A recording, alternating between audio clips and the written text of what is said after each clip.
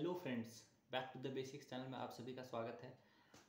दोस्तों, आप सभी लोग या तो यूपीएससी की तैयारी कर रहे हैं या फिर किसी स्टेट पीसीएस एग्ज़ाम की तैयारी कर रहे हैं या फिर जनरली आप किसी कंपटीशन में इंटरेस्टेड हैं और आपके जीवन में हमेशा ही ऐसे क्षण, ऐसे पल, ऐसा समय, ऐसे मोमेंट्स आते रहते हैं जब आप स्ट्रेस फील करते हैं किसी भी कारण से, या फिर एग्ज़ाम में हार के कारण, फेलियर के कारण, या सिलेबस कंप्लीट ना हो पाने के कारण, या फिर फैमिली प्रेशर के कारण, या फिर रिश्तेदारों के तानों के कारण। ठीक है, आप जीवन में परेशानी का अनुभव करते हैं, स्ट्रेस फील करते हैं, डिप्रेस्ड हो जाते हैं। कई बार तो आपका अंतर्मन भी यह गवाही नहीं देता है कि आप आगे बढ़ें, वो आपको रोक करके रखना चाहता है, किसी जगह बिठा देना चाहता है। मान लीजिए इसी एग्ज़ाम के प्रोसेस के दौरान आप में से कुछ भाइयों की और कुछ भाइयों के जो बहनें हैं उनके ब्रेकअप्स हो जाते हैं। इस स्थिति में भी कई लोग जो है वहीं ठहर जाते हैं, अपने जीवन में आगे नहीं बढ़ते हैं।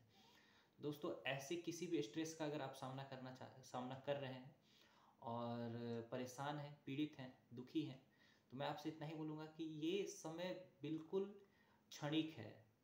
ये समय ज़्यादा देर टिकने वाला नहीं है।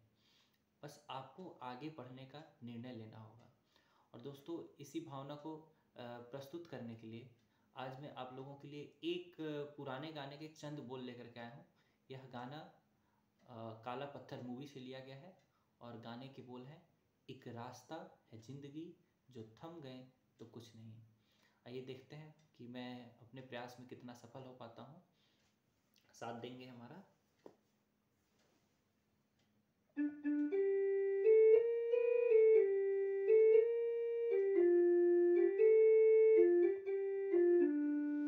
एक रास्ता है जिंदगी जो थम गए तो कुछ नहीं। एक रास्ता है जिंदगी जो थम गए तो कुछ नहीं।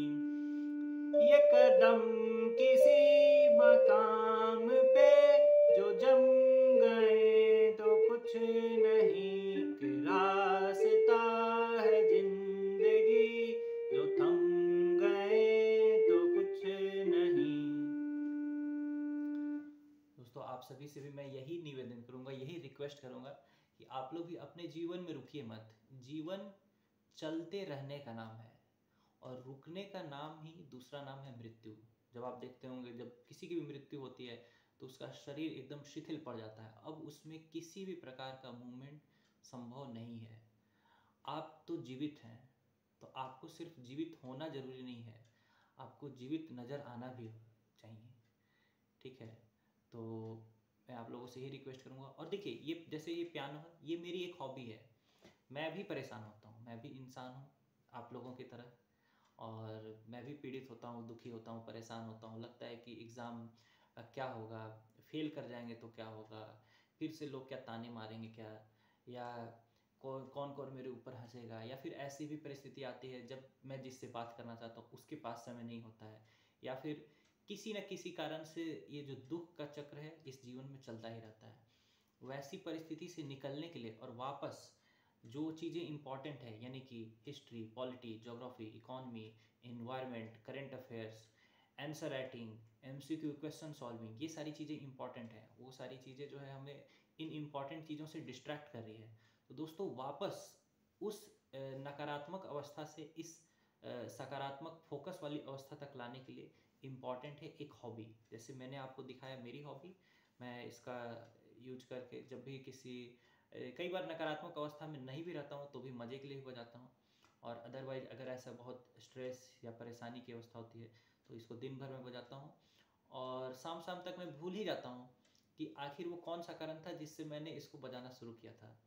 तो दोस्तों, आप लोग भी इस गीत का भी और मेरे सजेशन का भी पालन करेंगे। रास्ते में रुकना नहीं है, चलते रहना है, चलते रहना है, चलते रहना है। फंसेंगे, थोड़ा परेशानी होगा, दुख होगा, लेकिन आगे बढ़ते ही रहना है। अगर आपके साथ कोई और हो ना हो, आपका आपके साथ रहना बहुत ज़रूरी है। और दूसरी बात ये कि आप यूपीएससी या किसी भी एग्ज़ाम की तैयारी के दौरान अपनी हॉबीज को पूरी तरीके से नज़रअंदाज नहीं करेंगे। You must have a solid hobby. एक हॉबी ऐसा होना चाहिए जिससे आप जब भी बोर होते हैं तो आप उस हॉबी के पास जा सकें। और हॉबी ऐसा नहीं होना चाहिए कि इंस्टाग्राम पे गए और स्क्रॉलिंग किए जा रहे हैं, ये सब हॉबी नहीं होता है। ये आपको बहुत ही डिप्रेस करेगा। लेकिन इस टाइप की हॉबीज या खेलना कूदना या लोगों से बातें करना, ये आपको हमेशा खुश रखेगी। तो दोस्तों, चैनल को सब्सक्राइब कर लीजिए। और MCQ के वीडियोज आप ही लोगों के लिए डले हैं, आप उनको जाइए। प्रीलिम्स 2024 आने वाला है। 1 बाई 1 सारे MCQ के वीडियोस लगा डालिए। एकदम 100% मैं आपको यकीन दिलाता हूँ कि उससे आपको काफ़ी बेनिफिट होगा एग्ज़ाम क्लियर करने में। चलिए दोस्तों, मिलेंगे आपसे एक और नए वीडियो में। तब तक आप खुश रहिए, मुस्कुराते रहिए, हंसते हंसते मस्ती के मूड में तैयारी करिए। ज़्यादा टेंशन स्ट्रेस लेने से ना आपका भला होने वाला है, ना आपके आसपास के लोगों का भला होने वाला है। चलिए दोस्तों, बाय बाय।